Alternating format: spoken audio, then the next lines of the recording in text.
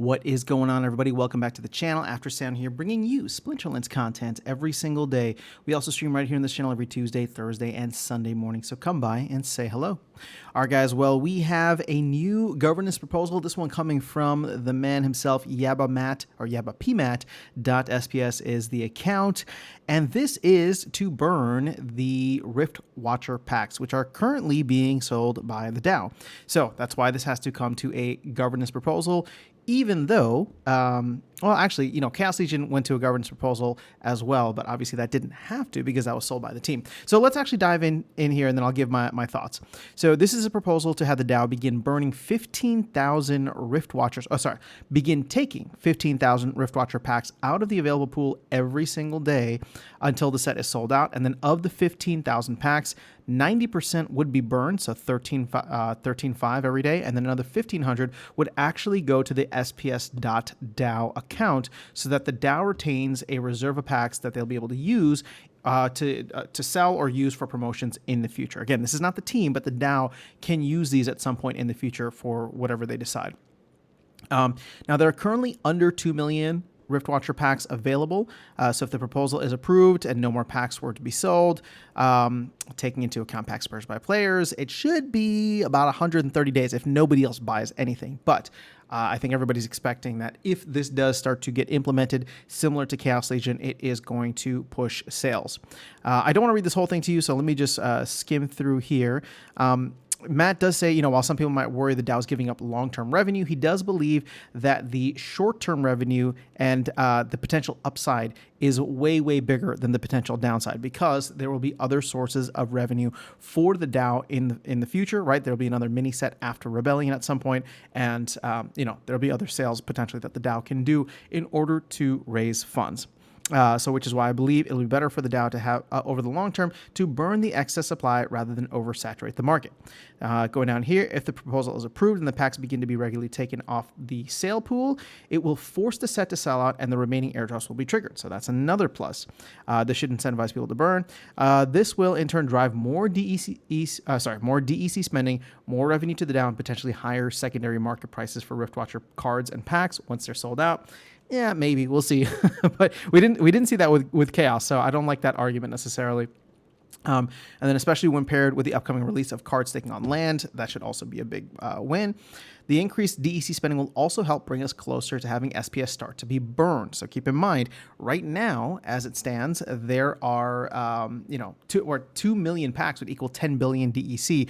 We have less than 5 billion DEC in circulation on Hive. So that's a lot. I mean, even if we burn half of the packs remaining and sell the other half, that's going to eat up all of the DEC. So it should lead to a good, to me, a good outcome, especially because DEC is trading below 800 Splintoshis right now. So people can get like a 20+% discount. The mechanism, final paragraph, he says here, this mechanism worked very well for Chaos Legion packs early this year and will likely be built into future pack sales from the beginning. In my opinion, there's minimal downside, but significant potential upside. I sincerely hope the SPS token holder communities agree. Now, he did respond to Dave McCoy because Dave McCoy was not for this in the beginning. Dave said, I understand the short-term argument for this, but I won't vote for burning of DAO assets. My reasoning is these packs could be vaulted in the DAO for 10 years and then distributed as prizes, 10 years down the line. Who knows what's going to happen in 10 years? So Matt does say, well, that's why I propose 10% would go to the DAO. Keep in mind that 10% of the remaining packs is almost 200,000 packs that would be going to the DAO for a set that has only sold about 1 million packs in total. That's like 20%. So he says, I think it would be really bad for the DAO or anyone to have double the total amount of packs in circulation for a set just sitting around that could potentially be unleashed on the market in the future. What would you think if there were an extra 1.5 million beta packs still around? I think it would make players very wary of putting much money into those cards. So that's kind of the response that he gave. I'm not sure how Dave responded to this. If they're going to be cut this way from latest production. If you can't say that yet, then I understand. Okay. So it looks like they've been going back and forth. I don't want to read this whole thing out to you because this is a good conversation for them. I will give my stance of no burns for DAO assets, more thought. So Dave McCoy is still thinking about it. And Dave is one of the leaders, community leaders in the space. So I respect a lot where he is coming from and what he's trying to say here. That being said, my thoughts. Yes, I will be voting for this. In fact, I think I've already voted for the pre-proposal, and if it passes, I will be voting for it as an actual proposal. Because here's the deal: even though I was against voting, even though I was against burning Chaos Legion packs, ultimately here we are. We burned like 20% of Chaos Legion packs, or almost 20% of Chaos Legion packs, and there's still a ton, right? So at the time, had land come out on time, or had things changed or been delivered a little bit earlier as we were expecting, right? We all thought tower defense was coming in Q1, Q2. We all thought land was coming in Q2.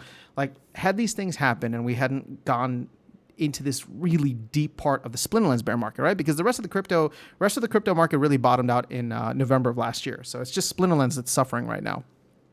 But had we not done that, that was my argument for why we shouldn't have burned Chaos Legion packs. Obviously, I understand that I was on the wrong side of that argument, right? In the sense that here we are. This is the new reality that we're facing. And even with 20% of Chaos Legion packs burned, there's still a crap ton of packs on the marketplace. So, there's not enough players right now to eat those up. I still maintain that ultimately, with land and if new players come in, there's not going to be enough, but that's a good thing, right? So let's continue to burn. So if I can agree, and if I do agree, which I do, that, burning Chaos Legion ultimately ended up being a good thing, well, I have to kind of agree that burning Riftwatchers will be a good thing, primarily because they were put out in the same kind of proportion or ratio as Untamed and Dice. So if we burned like 20% or almost 20% of Chaos Legion, then we should probably burn 20% of Riftwatchers, probably even more if you think about it. Now, I get where Dave is coming from. You don't want to burn assets from the DAO. That sucks. I totally get it. But I do think that the DAO is probably in a good spot. And keep in mind that I was in favor of the proposal to not have the DAO collect the SPS, but to actually, collect the DEC from these sales, but to actually burn the DEC. So in a sense, it doesn't really matter to me because all of that was going to get burned anyway. Now, granted, it's not an apples to apples comparison because it's like, well, we want it to have the impact on the economy, even if it's not going to the DAO. And if we're just burning packs to burn packs that nobody was going to buy anyway, well, you're kind of like losing out on that. But I'm in the position now where we need to feel scarcity. I think that is like the biggest thing that needs to happen in the Splinterlands ecosystem. We need to feel scarcity across all of the assets. We actually have felt a little bit with SPS for the first time, which is a good thing, right? People feel like they don't have enough, even though we're minting 1 million every day and there's a bunch being, sold on the market still. SPS is held rather well. So what happens if we can get scarcity to DEC, if we can get scarcity to cards, and scarcity to all of the other assets? To me, that could spell very well for Splinterlands in the short, medium, and long term. So I'll be voting for this, but I'm very curious. Would love to hear your thoughts in the comments below. I'll leave it at that. Let me know your thoughts. I'll catch you all in the next video and see you around the game. Take care.